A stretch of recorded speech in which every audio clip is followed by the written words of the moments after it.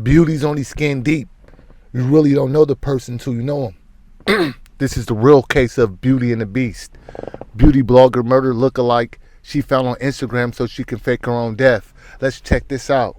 This is Shara K. She's on trial accused of murdering a woman who looked just like her so she could fake her own death.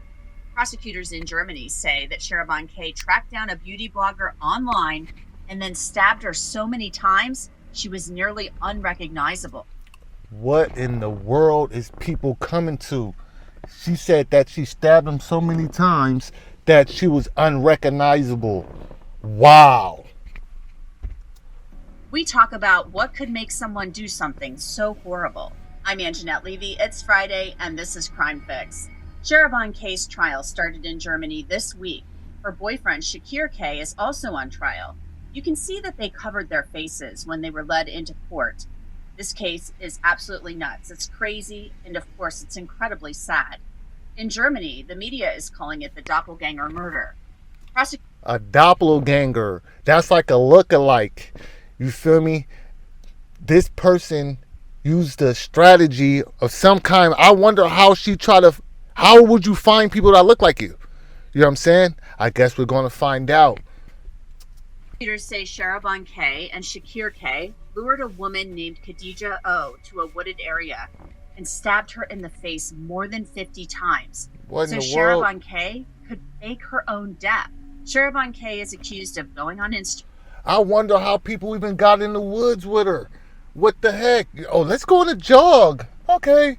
You jog in there, get you. I don't understand this. Let's go on a hike or something. How the heck did you manage to get into a woods with a person who looked just like you? That's strange. It's some crazy going on with that. No red flags is going on in your head. I'm not victim blaming or nothing like that. And trolling the internet, trying to find women who looked like her. German media has reported that Sharaban found she was looking for people who look like her and lured her to a wooded area by promising her a beauty kit and a beauty treatment. A beauty kit and a beauty treatment got you suckered in, got you pulled in, and got your life took. Evaporated. Reports from several outlets say that Sharaban, who is of Iraqi descent, wanted to fake her own death to get out of her marriage, which was in serious trouble. And if this story couldn't... Wow, that's deep. So she's in a domestic violence situation so bad that she goes and victimizes another person to get out the victim she's going through, or the victimization that she's going through. Deep and twisted. I don't know. Never been in situations like that. But if you're being domestically abused, get some help. For sure. Any stranger, the BBC is reporting that Sharaban K and Shakir K are suspected of trying to hire a hitman to kill Sharaban K's former partner. Get this, the alleged hitman took a deposit but didn't carry out the hit. There have been some other cases. Slow it down. So you messing with thugs. This what happen when you mess with thugs, right? You get the money and they dip on you. No service. You say, okay, I want you to kill this person, and the person takes the money and leaves on your dumb self. You feel me? You can't play these games with these gangsters thinking that you running stuff. Come on. Got your money took. You lucky you didn't get your life took. Some people would have took your ass straight to the police station. I'm just saying. It's where people have basically tried to steal someone's identity by murdering them. Victoria Nazarova is serving 21 years for trying to kill a woman to steal her identity, and Lois Rice pleaded guilty to killing a woman so she could steal her identity. Oh, so people do this. Sharaban K might take the cake. Dr. Joni Johnston is a forensic psychologist. She's here to talk with us about the case. Joni, what do you make of this? To me, I hear about this and it's absolutely off the charts, unbelievable.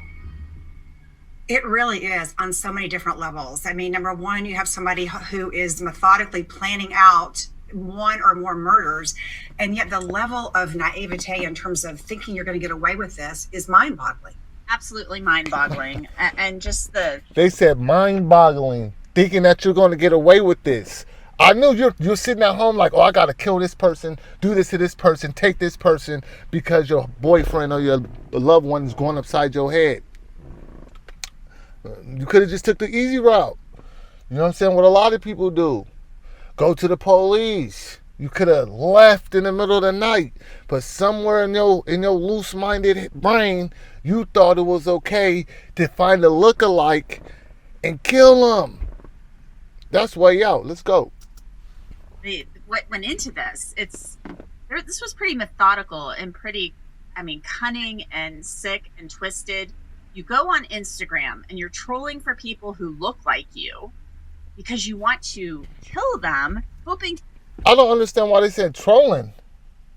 She's on the internet looking for somebody who looks like her. It's not a troll. It's not a joke. She ain't playing. You mean trolling? Pass them off as yourself. Think she playing? So how does one's mind get there?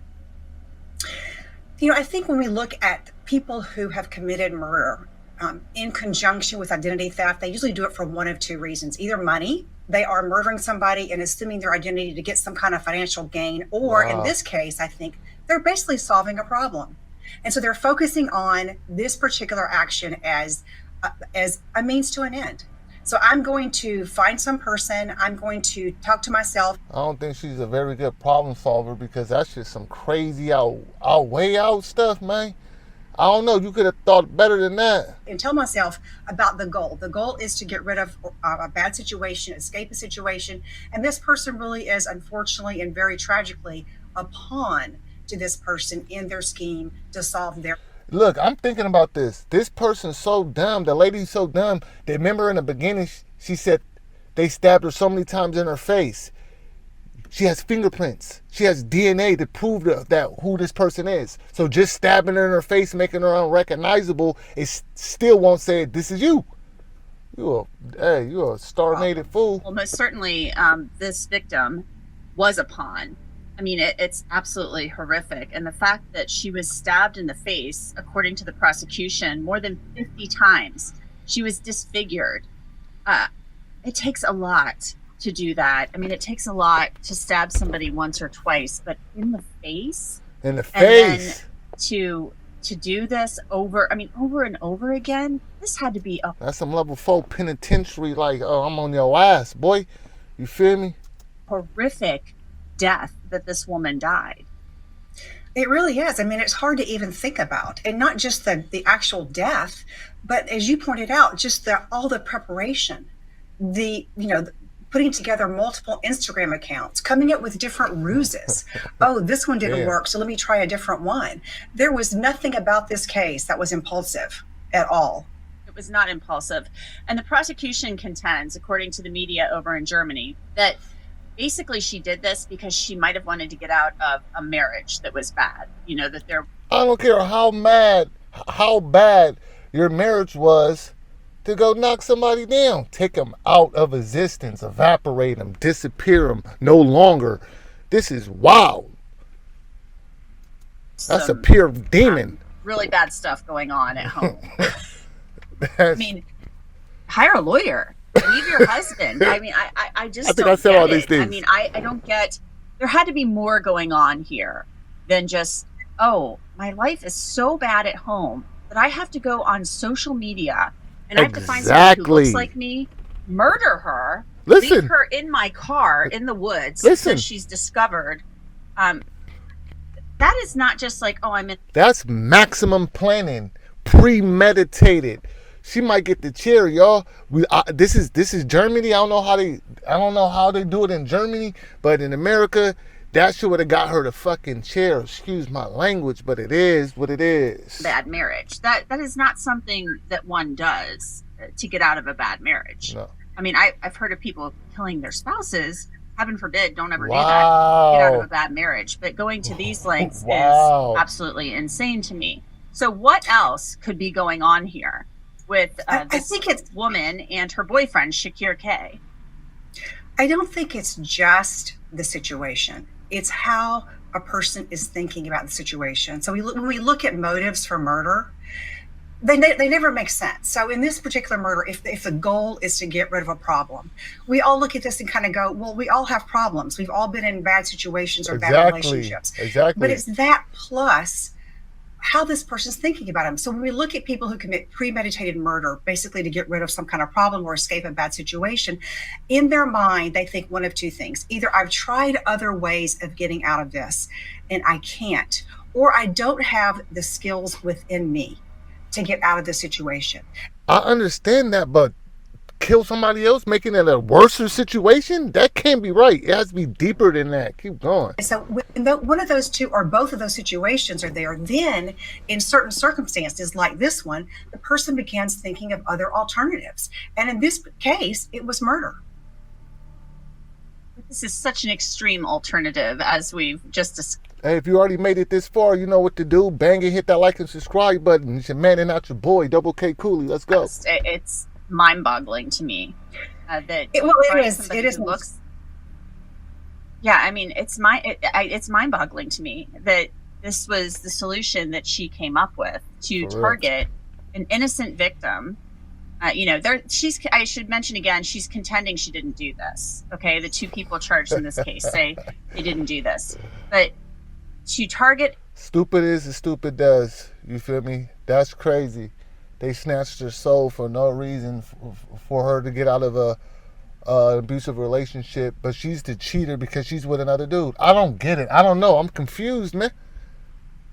An innocent person, to lure them to the woods under this, this promise of a beauty kit or a beauty treatment or what have you.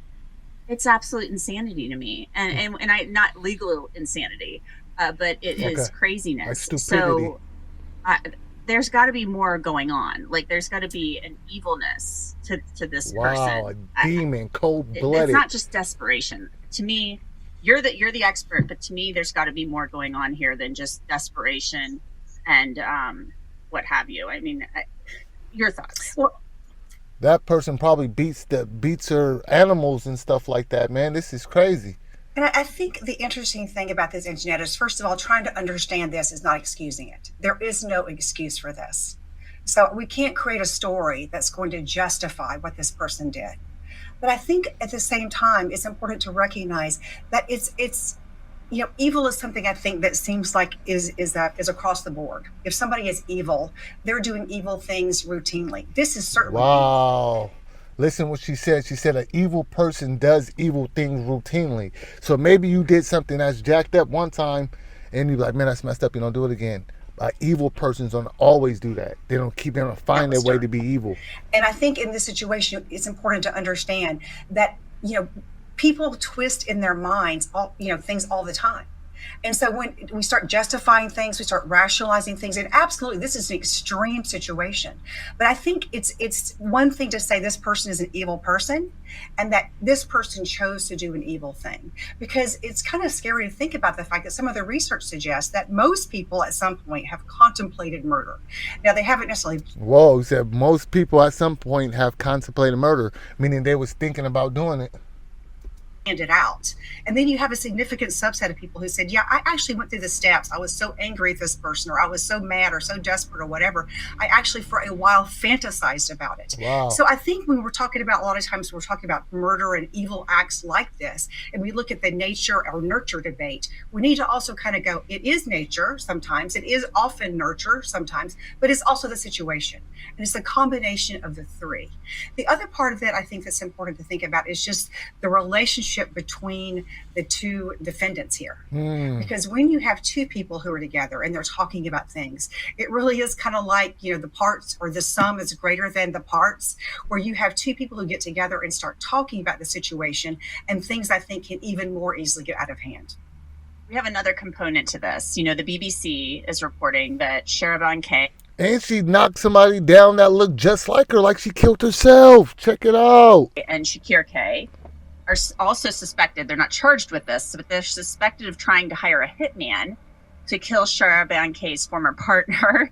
So the alleged hitman takes a deposit for the hit, but doesn't go and carry it out. Gangster. And they're also accused of possibly trying to kill witnesses to this case from behind bars.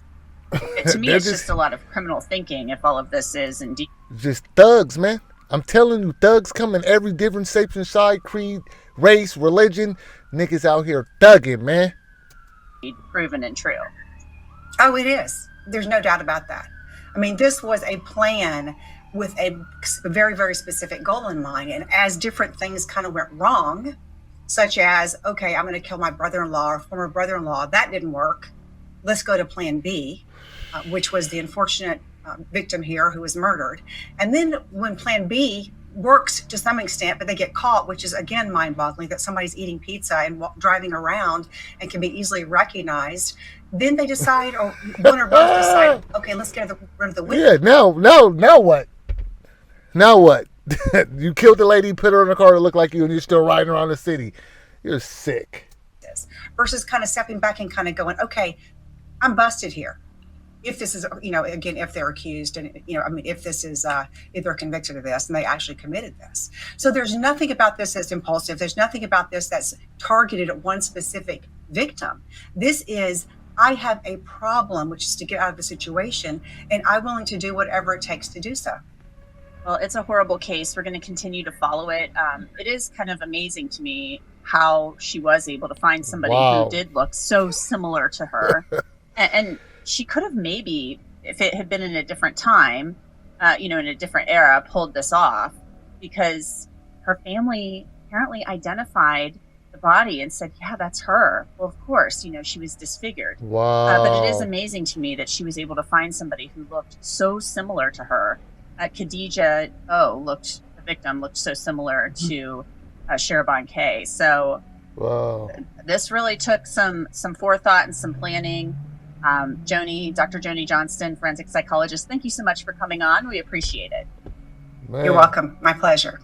And that's it for this edition of Crime Fix on Friday, January 19th, 2024. I'm Anjanette Levy.